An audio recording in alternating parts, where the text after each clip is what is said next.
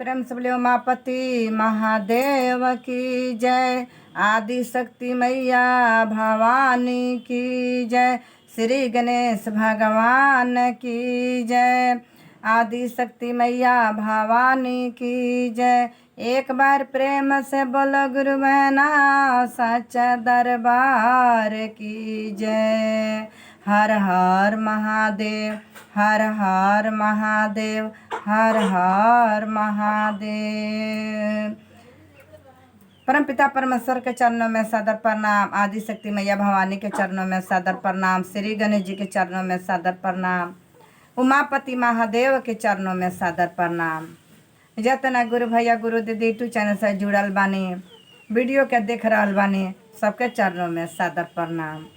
भैया दीदी एगो छोटा सा शिव कथा लेके आयल बानी। आप सभी का प्यार दुलार हमेशा बनल रहे, ऐसा ही बनल रहे के चाहिए। भैया दीदी कथा के पूरा सुने, पूरा सुनला से रहस्य के जानकारी होला। जे शिव के भगत बानी, जे शिव के गुरु मानले बानी, शिष्य बानी, उ दीदी भैया के कथा सुनने खातिर मन बहुत उत्सुक रहेला, व्याकुल रहेला। जे कब एगो भजन सुन लेती, कब एगो चर्चा सुन लेती, बिना सुनले संतोष ना बनला। तो देखी भैया दीदी एगो हम माता पार्वती के महादेव जी के कथा लेके आयल बानी। कैसे महादेव जी माता पार्वती कथा होता आ कैसे कहाँ से के तरह से मंजिल मिलता, कैसे महादेव के महिमा के जानकारी होता। तो देखी भैया दीदी माता पार्वती बैठा रहनी, महादेव जी अपना ध्यान में बैठा रहनी। तब माता पार्वती कहतनी महादेव जी से कि महादेव ए स्वामी, सब केहू कमा तटे, सब केहू कमा के ले आवेला, ब्रह्मा जी विष्णु जी सब कोई कुछ ले आईने। तो दिन वहाँ लोग के रउओ कोनो काम करती कमैती तो हमरा के लिया के देती। तो हम अपना सखी सलह से कहती जे हमार स्वामी आज वही चीज़ हमरा के कमा के ले आके दिले रहनी है। हे स्वामी रउरो कोनो काम करी ना जे कुछ कमा के ले आके दे। कितना प्रेम से माता पार्वती महादेव जी से कहतनी। अब महादेव जी हंसतनी आ कहतनी कि हे पार्वती हम कौन काम करेम, तू ही बताव कि हम कौन काम करेम जे ले आके हम तहरा के सामान देम। हम तो कहियो के काम कैले नहीं खी, तो हम कैसे काम करेम आ तहरा के कौन सामान हम कहाँ से लिया के दे। आ तो हम बतावतनी रउरा तौन काम करे। महादेव जी कहतनी अच्छा ठीक बा, बताव, बतेबू तौने काम वहाँ करम जे में तू खुश रह। हर हर महादेव। देखी भैया दीदी जब महादेव जी कहतनी ये ठीक बा, तू बताव उहे काम हम करें जे तरह से तू खुश रह, तब बताव। माई कहतनी माता पार्वती जे देखी स्वामी रउरा खेती करी, खेती करी, रउरा खेती करें तो में से साली आई तो हमनी के भोजन कइल जाई। गणेश जी, कार्तिक जी, बादशाह बाड़न, गणपत बाड़न, सब कोई के भोजन हम बना के खीर बखीर हम देम। तो महादेव जी कहतनी तो देख हमरा पास तो खेत नहीं है, ना हमरा खेती करे के लूर बा। खेती हम कहाँ से लियाए, बैल भी हमरा लगे एक गो बा, तो हम कैसे खेती करें। हमरा कुछ के जानकारी नहीं है, ना हमरा लूर बा, तो हम खेती कैसे करम जे तू कहतरू खेती करे के। माता पार्वती कहतनी जे देखी हम बतावतनी। विष्णु जी के लगे रउरा चल जाई। विष्णु कृष्णा जी के लगे ढेर गाय बालो, बैल बालो, ओई में से रउरा ले लेम। आ एगो बैल तो रउरा लगे बढ़ले बाड़े, एगो बैल मांग लेम। आ विष्णु भगवान के लगे बहुते खेती बा, कृष्णा जी के लगे वही खेती में से थोड़ा सा रउरा मांग लेम। आ वही में रउरा कमाई, वही में होई तो वही में से आई तो हमनी के खीर बखीर खाई जाई। महादेव जी कहतनी जे अच्छा तो एगो बैल बात एगो बैल मांग ली ना। आ तो हाँ एगो बैल रउरा मांग ली जाके कृष्णा जी से, एगो बैल मांग ली आ थोड़ा सा खेती मांग ली, वही में से रउरा मांग के अपन खेती क ले। तो देखी भैया दीदी महादेव जी कहतानी जे ठीक बा तू जंग खुश बाड़ू हम जातानी। महादेव जी बैल पर अपना बैठ गईनी। जब बैठ गनी तो माता पार्वती कहतनी जे हे महादेव जी हे स्वामी कृष्णा जी बड़ा छलिया हुए रौरा होशियारी से जाए रौरा जाए अगर खेती दे देता रहे तो आयम तो राय कही जाई ये कौन चीज़ बोआई या के तरह से आई।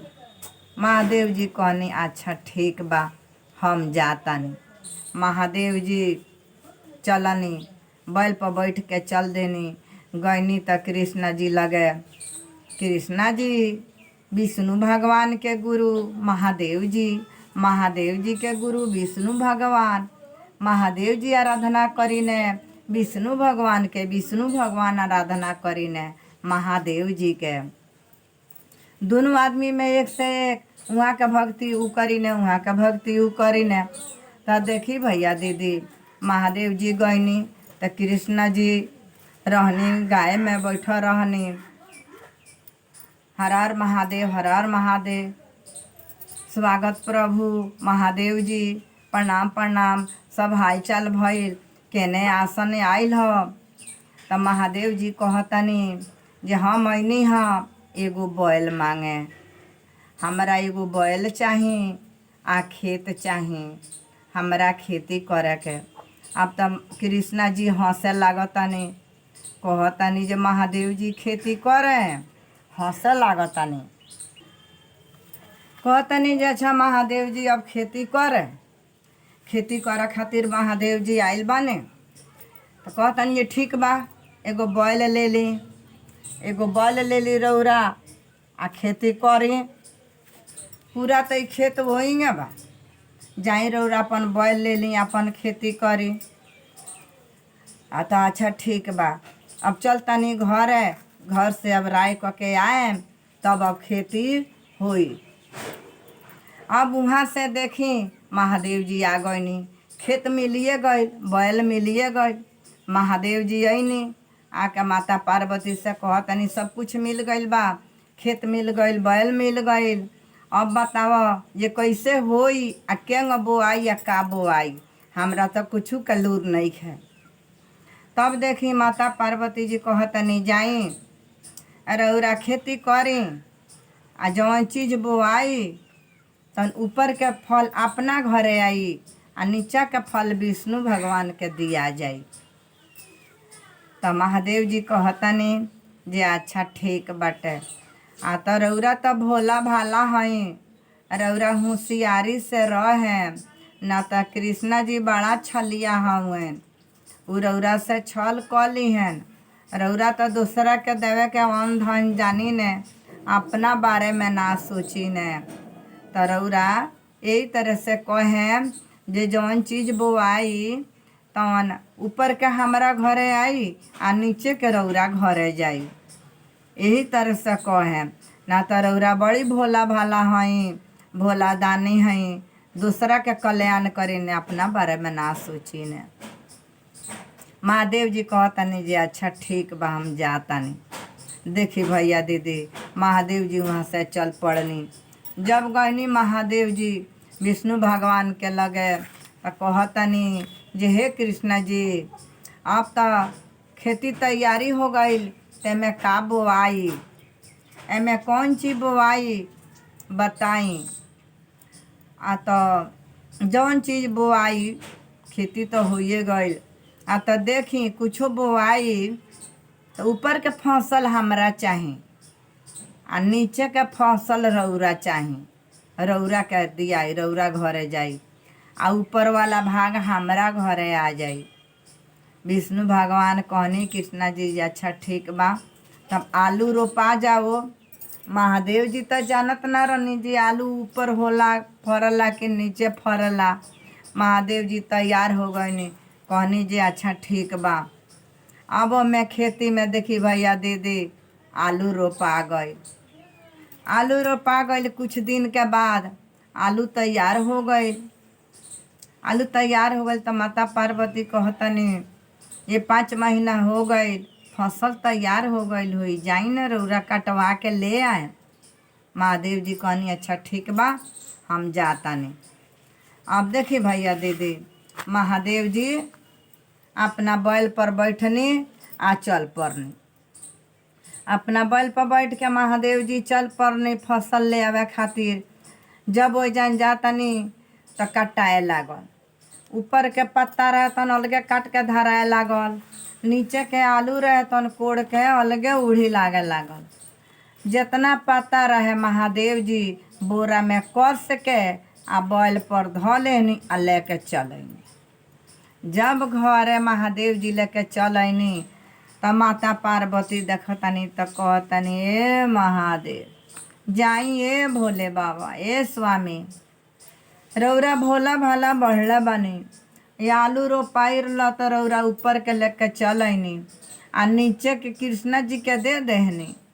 अब महादेव जी कहतनी जे तू ही नु कहले रहलुआ जी ऊपर के भाग रउआ ले ले आ नीचे के भाग दे देम कृष्णा जी के, तो हम का करी? जगह कहले रहलुआ हम खेती कैनी है। आ तो देखी फिर से एक बार जाई,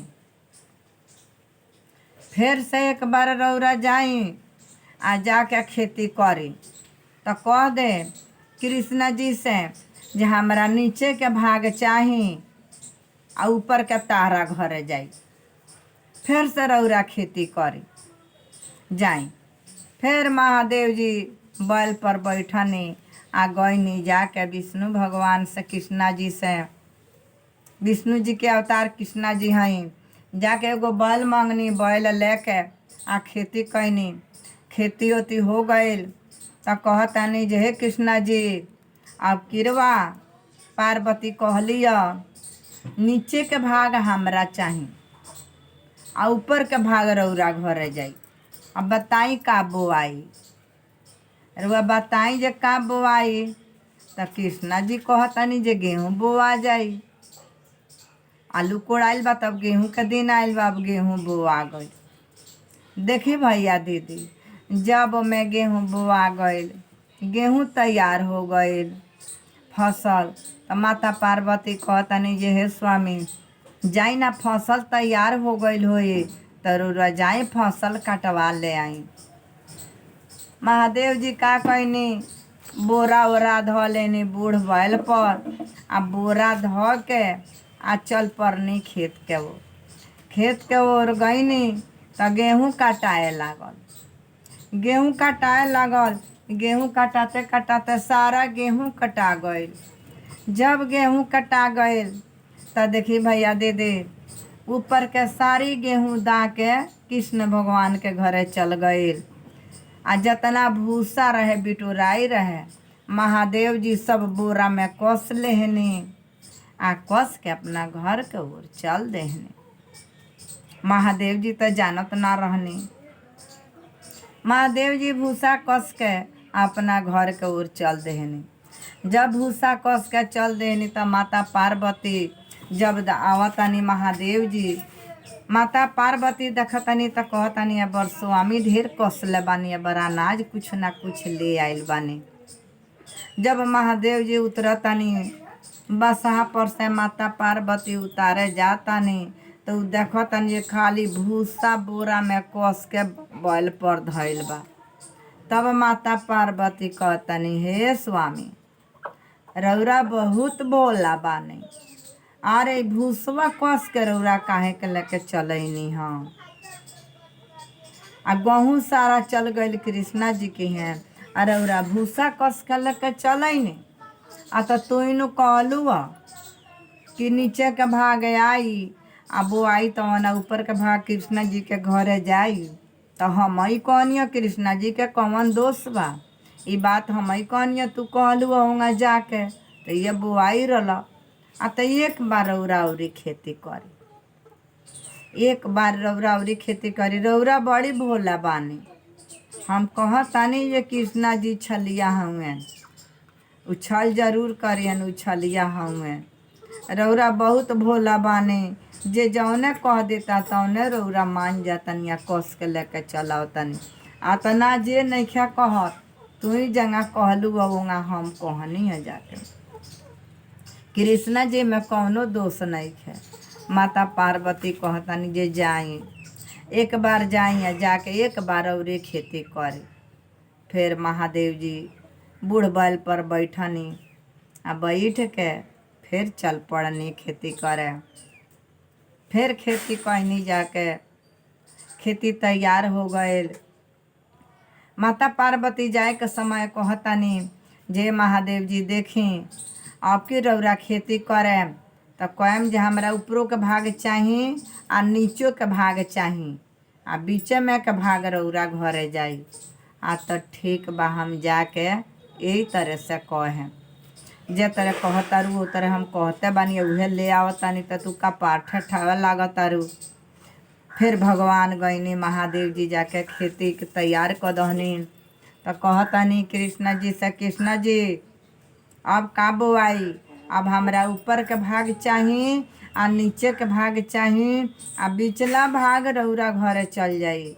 कृष्ण भगवान कहतनी जी ठीक बा, जौन रौरा देम तौने हम स्वीकार कर लेम आ जौन देतानी तौने हमरा घरे जाता।